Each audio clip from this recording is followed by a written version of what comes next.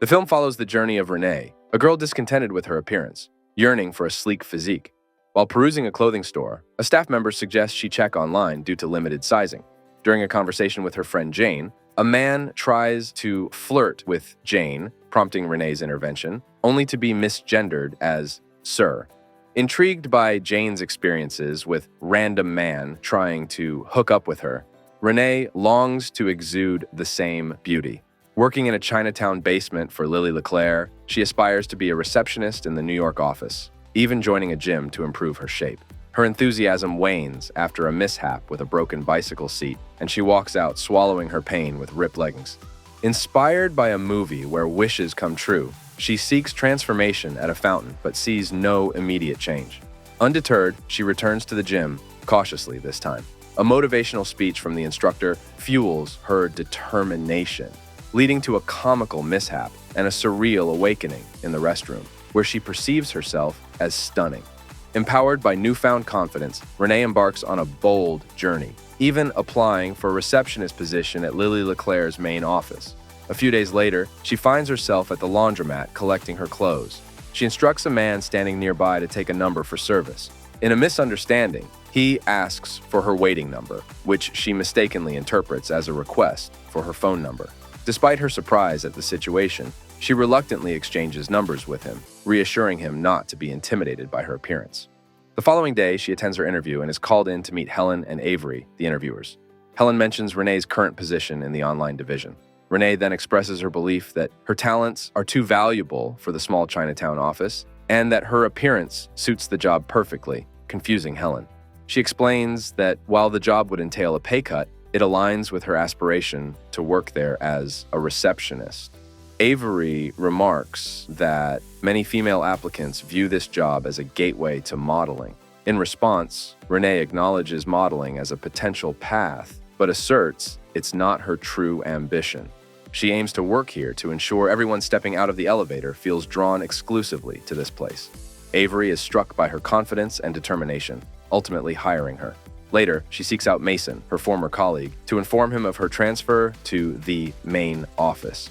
Unfortunately, Mason finds himself in a compromising situation, desperately trying to keep a door closed while she obliviously chats away. Despite his pleas for privacy, she remains oblivious to his discomfort, continuing to talk. Later, as she diligently tends to her duties at the reception desk, a woman approaches but quickly retreats upon seeing Renee. Politely, Renee offers assistance, and the woman explains she intended to visit Lily Leclerc. Renee reassures her that she's in the right place, clarifying that she's taken over from the previous receptionist. Surprised by Renee's presence, the woman remarks she hadn't expected someone like her to work for the company. Lily interprets this remark positively, believing it suggests Renee exceeds expectations, emphasizing her hardworking nature beyond mere appearance. Unbeknownst to them, a man observes their interaction from behind. When the man steps forward to the counter, Renee is taken aback by his presence. It's Grant Leclerc, Avery's brother, and Renee is utterly captivated by his appearance.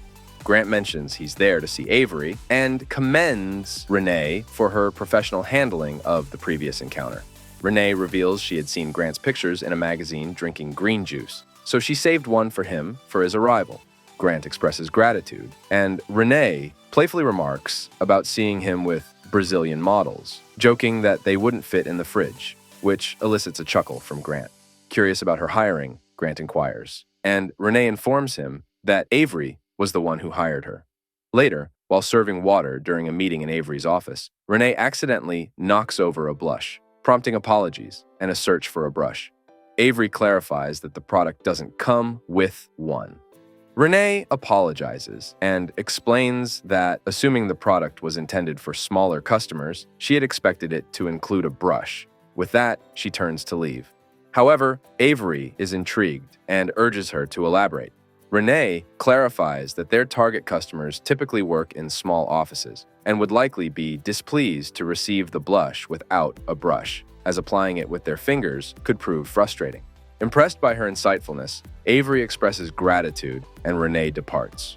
Upon returning home, Renee calls Ethan, the individual from the laundromat. She addresses the potential hesitation in contacting her, suggesting it might be due to feeling out of his league, and invites him to join her for an outing. They meet up at an amusement park, engaging in conversation about themselves and their professions. Suddenly, Renee spots a bikini contest and persuades Ethan to accompany her. Despite Ethan's suggestions to visit another club, Renee adjusts her top to mimic a bikini. Ethan is taken aback and attempts to dissuade her, citing potential entry restrictions and her lack of a bikini. In response, she accuses Ethan of insecurity, implying he fears other men's advances, but reassures him she'll stay with him. Despite his protests, she proceeds.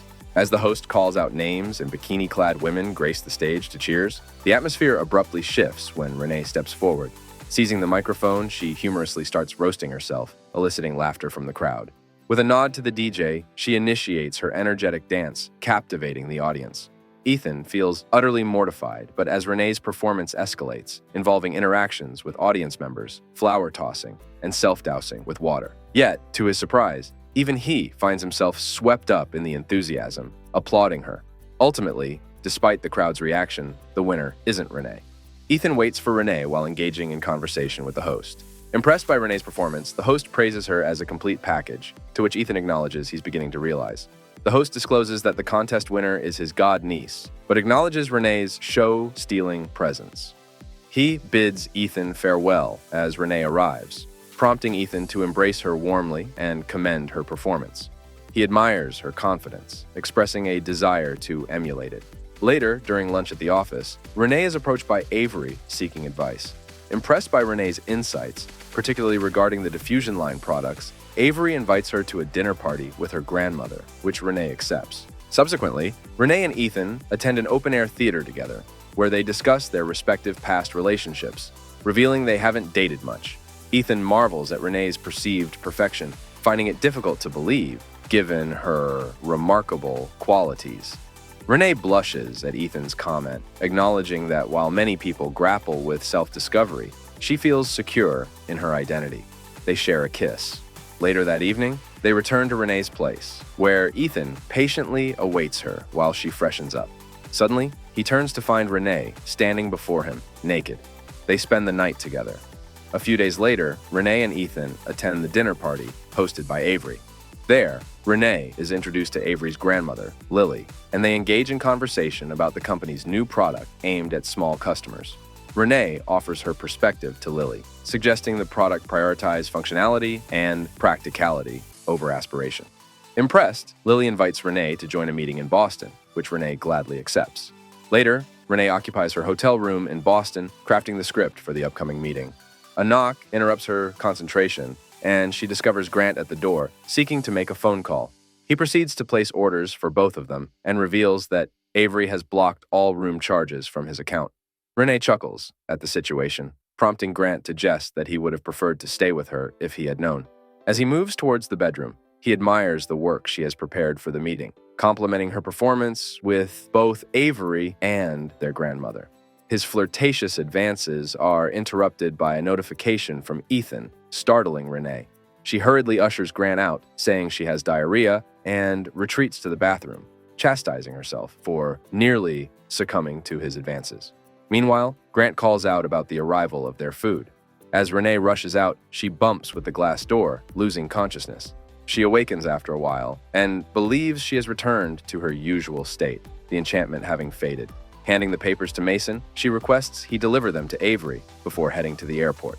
Upon returning home, she feels disheartened by everything.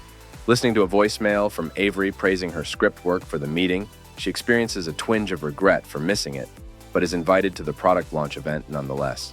Subsequently, she receives a video call from Ethan, which she answers at first, but then deliberately collapses to the ground upon realizing her predicament. Claiming her back is injured, she declines Ethan's offer to visit and comfort her. Ethan then advises her to rest well and suggests meeting on Saturday, a plan she agrees to before ending the call. On Saturday, she arrives at the bar to find Ethan already there, waiting. Choosing a seat at the counter, she observes him, doubting he'll recognize her given her perceived physical transformation.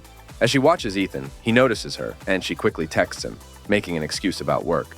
Misinterpreting her message as a playful role-playing scenario, Ethan approaches her. Offering her a drink, he unknowingly incites jealousy in Renee, who fears he's flirting with another woman. To her relief, Ethan clarifies that he's also awaiting his girlfriend's arrival. When Renee inquires about Ethan's partner, he describes her as remarkable, funny, intelligent, and strikingly beautiful. Overwhelmed by insecurity about her own appearance, Renee abruptly flees outside, subsequently calling Ethan to end their relationship. Ethan urges her not to do it over the phone, asserting that he deserves better. Renee agrees, expressing her belief that he deserves someone far better than her. Later, she re-enrolls at the gym, clinging to hope that the magic will return, yet her session yields no change.